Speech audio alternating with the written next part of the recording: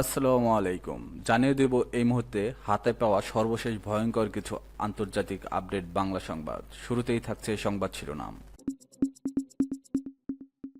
শুরুতেই জানিয়ে দেব আবারও আল আকসা মসজিদ প্রাঙ্গণে ইসরায়েলের নিরাপত্তা মন্ত্রী।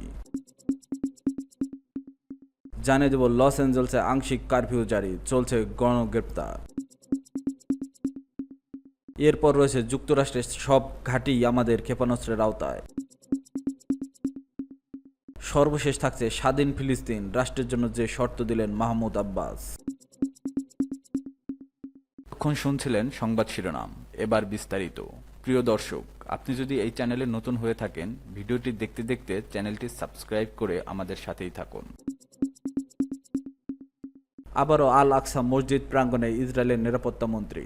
ইসরায়েলের জাতীয় নিরাপত্তা মন্ত্রী ইতামার বেন গভির বুধবার সকালে দখলকৃত পূর্ব জেরুজালেমের পবিত্র আল আকসা মসজিদ প্রাঙ্গণে প্রবেশ করেছেন। খবর আনাদুলুর। জেরুজালেমের ইসলামিক ওয়াকফ বিভাগের এক সংক্ষিপ্ত বিবৃতিতে জানায়, বেন গভির ইসলামী বাহিনীর কঠোর নিরাপত্তা বেষ্টনীর মধ্য দিয়ে আল আকসা প্রাঙ্গণে প্রবেশ করেন। 2022 সালের প্রধানমন্ত্রী বেনিয়ামিন নেতানিয়াহু সরকারে যুক্ত হওয়ার পর থেকে এটি ছিল কট্টর ডানপন্থী এই নেতার অষ্টমবারের মতো আল আকসায় প্রবেশ। বেন গভিরের এই ধরনের কার্যক্রম নিয়মিতভাবে ফিলিস্তিনিদের মধ্যে ক্ষোভ সৃষ্টি করে এবং আন্তর্জাতিক অঙ্গনে ব্যাপক নিন্দা করায়। আল আকসা মসজিদ মুসলিমদের তৃতীয় পবিত্র স্থান হিসেবে বিবেচিত হয়, তবে ইহুদিরাও এই স্থানটিকে টেম্পল মাউন্ট নামে দাবি করে থাকে। এই জায়গাটি দীর্ঘদিন ধরে ইসরায়েল ও ফিলিস্তিনের মধ্যে উত্তেজনার কেন্দ্রবিন্দু হিসেবে বিবেচিত।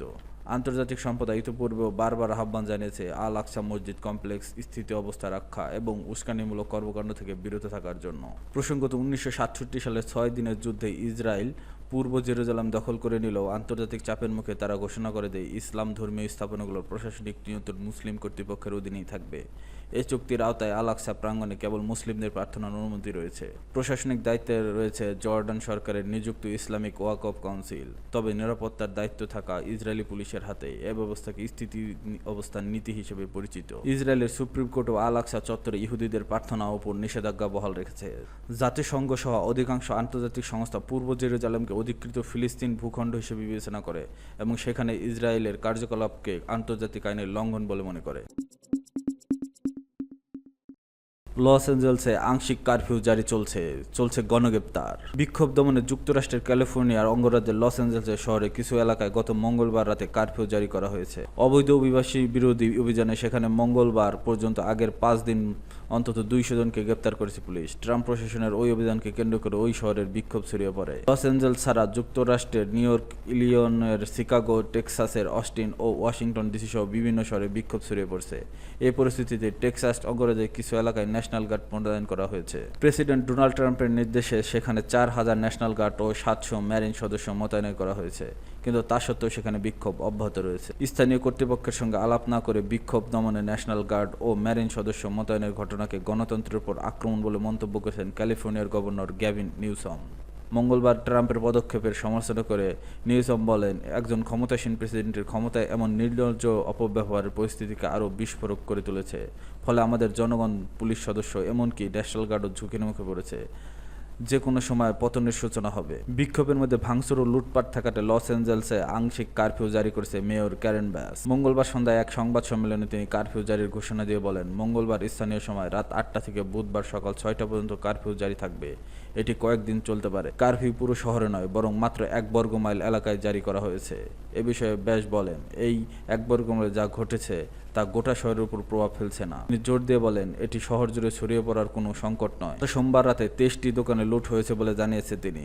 লস অ্যাঞ্জেলসের চলমান বিক্ষোভে অংশগ্রহণকারীদের পশু ও বিদেশি শত্রু বলে মনে করছে ডোনাল্ড ট্রাম্প। মঙ্গলবার উত্তর ক্যালিফোর্নিয়ার ফোর্ট ব্র্যাগ সামরিক ঘাঁটিতে এক ভাষণে তিনি মন্তব্য করেন। তিনি বলেন, আমেরিকার কোনো শহরকে বিদেশি শত্রুদের দখলে চলে দিতে পারে না। নিজের মালিকানাধীন সামাজিক যোগাযোগ মাধ্যমে ট্রুথ সোশ্যাল ট্রাম্প লেখেন, ক্যালিফোর্নিয়ার সহিংস উস্কানিমূলক দাঙ্গা মোকাবেলার জন্য ন্যাশনাল গার্ড পাঠানোর সিদ্ধান্তটি চমৎকার ছিল।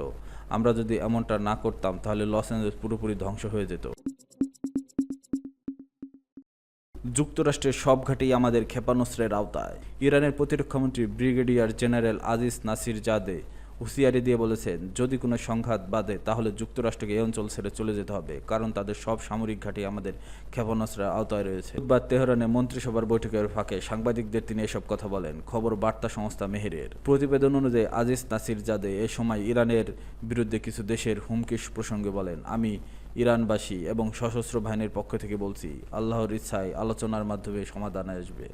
তবে যদি আলোচনায় ব্যর্থ হয় এবং আমাদের উপর যুদ্ধ চাপিয়ে দেওয়া হয়, তাহলে শত্রুপক্ষের ক্ষয়ক্ষতি আমাদের চেয়ে বহুগুণ বেশি হবে। তিনি আরও বলেন, সংঘাত হলে আমরা যুক্তরাষ্ট্রের সব ঘাঁটিতেই হামলা চালাবো, সেগুলো যেসব দেশে অবস্থিত সে দেশগুলোর কথা বিবেচনা না করে। অন্য এক প্রসঙ্গে ইরানি প্রতিরক্ষা মন্ত্রী জানান, ইরান সম্প্রতি সফলভাবে একটি ক্ষেপণাস্ত্রের পরীক্ষা চালিয়েছে, যারা ওয়ারহেডের ছিল 2 টনের। নাসিরজাদে বলেন, এই সাফল্য আমাদের প্রতিরক্ষা সক্ষমতা এক বিশাল অগ্রগতি। তিনি যোগ করেন, আমরা প্রতিরক্ষা খাতে খুব ভালো অগ্রগতি অর্জন করেছি। আমাদের অপারেশনাল বাহিনী সম্পূর্ণভাবে সজ্জিত। বিশ্লেষকদের মতে, গত সপ্তাহে চালানো ওই ক্ষেপণাস্ত্রের সফল পরীক্ষা ইরানের সামরিক প্রস্তুতি ও প্রতিরক্ষা সক্ষমতা বৃদ্ধির অংশ, যা চলমান আঞ্চলিক উত্তেজনার প্রেক্ষাপটে একটি গুরুত্বপূর্ণ পদক্ষেপ বলে বিবেচিত।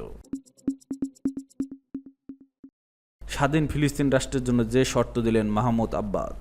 স্বাধীন ফিলিস্তিনি রাষ্ট্রের জন্য কিছু শর্ত উপস্থাপন করেছে ফিলিস্তিনের পশ্চিম তীর অঞ্চলের ক্ষমতাসীন দল ফাতাহের শীর্ষ নেতা ও প্রেসিডেন্ট মাহমুদ আব্বাস। সব শর্তের মধ্যে প্রথমটি হলো, গাজা উপত্যকা নিয়ন্ত্রণকারী গোষ্ঠীকে অবশ্যই অস্ত্র সমর্পণ করতে হবে। এছাড়া যত দ্রুত সম্ভব গাজার বন্দী ইসরায়েলি জিম্মিদের মুক্তি ও গাজার শাসন ক্ষমতা থেকে হামাসের বিদায়ের শর্তেও জুড়ে দিয়েছেন 89 বছর বয়সী এই পিএলও নেতা।